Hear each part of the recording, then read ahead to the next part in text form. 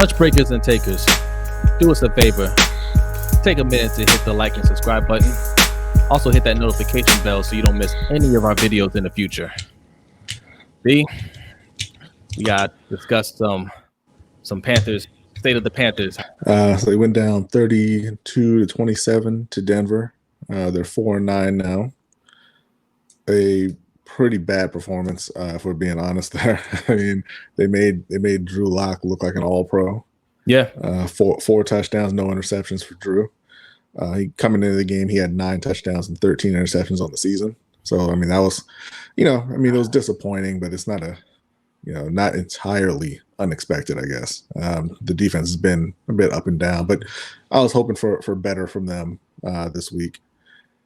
Yeah, I completely got it wrong, man. I was expecting them to. I said it. I think I said I don't see Denver scoring more than 2 touchdowns, and I was wrong about that.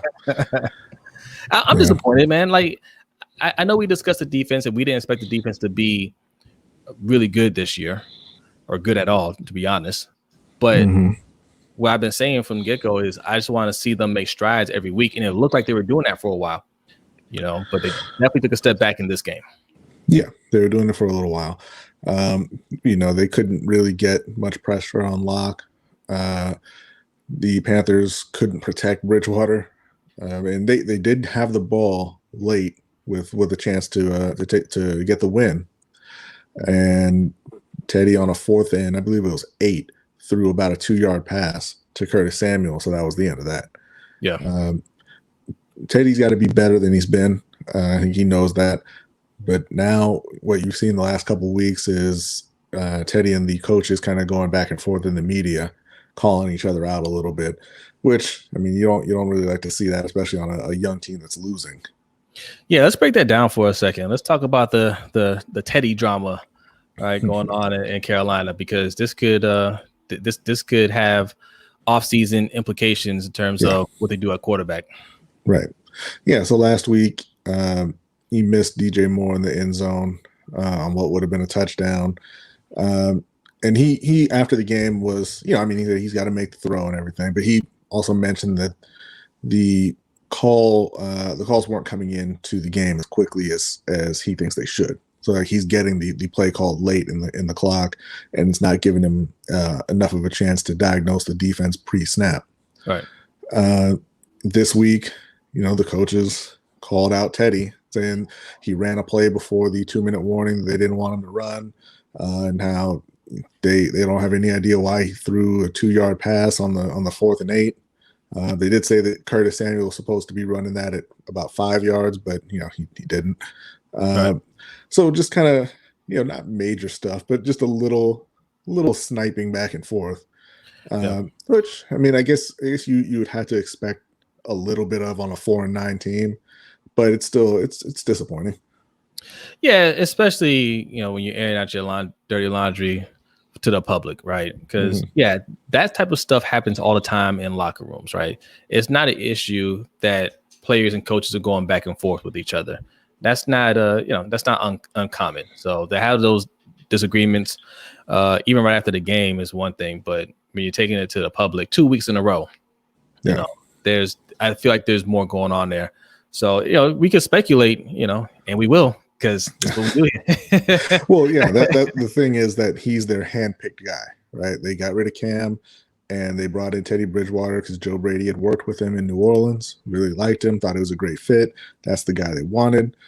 And now you're sitting at 4-9 with honestly a pretty good shot at finishing 4-12, right? Which will put you in position to draft a quarterback if that's the way you want to go. Yeah, and it sounds like maybe that relationship is under some strain right now. Yeah. So here's my take on it. I felt like when they ushered out Cam Newton and brought in Teddy Bridgewater, I always felt like their intentions with Teddy weren't long term, right? Like he was just going to be a gap starter for them until they can get the quarterback that they actually want in there. Now, you and I are a little bit higher on Teddy than most people. I think Teddy he can be a franchise quarterback. Let me put it that way, right? This year, I don't think is an indicator of what he could actually be when that team is ready to go. Right? Yeah. The O-line is a mess. Right? They do have weapons, but one of them, Christian McCaffrey, sometimes he plays, sometimes he doesn't. It's and you got a first-year head coach, a first-time NFL head coach who's not doing a bad job, but again, like the whole coaching staff is new with coaching in the NFL. Okay, he's worked with Joe Brady before, but different circumstances. Yeah.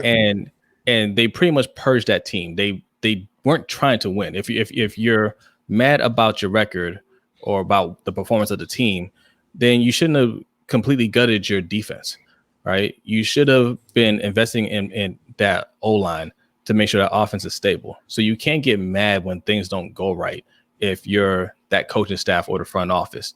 So it's one of those things where I believe the best thing to do is to everybody just calm down, right?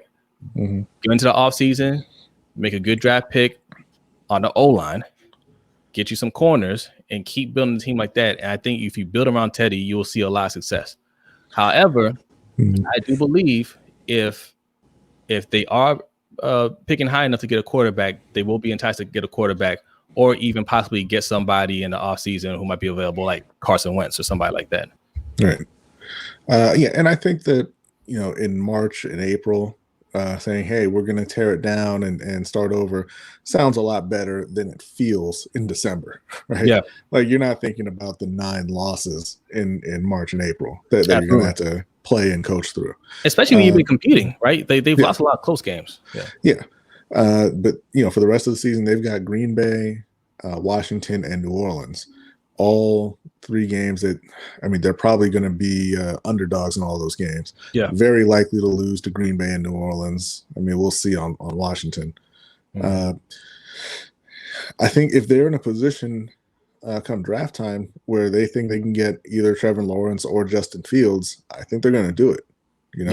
Outside of those 2, I'm not sure. I think, if you can't get one of those 2, then staying put and getting a left tackle is probably going to be the best bet for Carolina in the first round because they have to solidify the offensive line.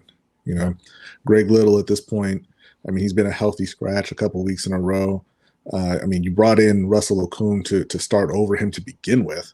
So I don't think anybody has much faith that he's going to be a long-term answer at left tackle at this point.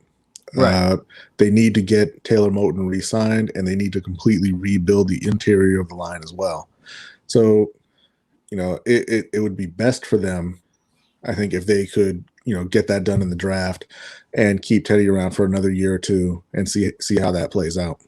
I have doubts about their ability to re-sign Taylor Moton, to be honest. Well, I don't have doubts about that necessarily. I think he's just going to get franchised. They're not going to be able to re-sign him and Curtis Samuel. Right. Yeah. Curtis Samuel's definitely gone. I think he's definitely gone. So Taylor Moton, I guess if their plan is to franchise him, that's fine, I guess. But working on a long-term deal, I think it's going to be difficult. I think he wants to hit the free market. I'm sure he does. And though Samuel and Moton are both players who should have been re-signed before this season even started. Right. So, all right. So, there's some bad and there's some good. The good news is, there is a lot of potential there if they make the right moves, but you're kind of in that situation where it could go either way, right? Like, I don't think this year was a bad year for Matt Rule and company, right? I think you saw a lot of good things with the young players that you got, but now it's a matter of what do you do from here? You got some building blocks, right? Are you going to continue to build on that and build a competitive team, or are you going to go the other way? So the jury's still out. Yeah. But I've been encouraged by what I've seen so far from Matt Rule. If they have another solid draft, I think they'll be on the right road. Yeah.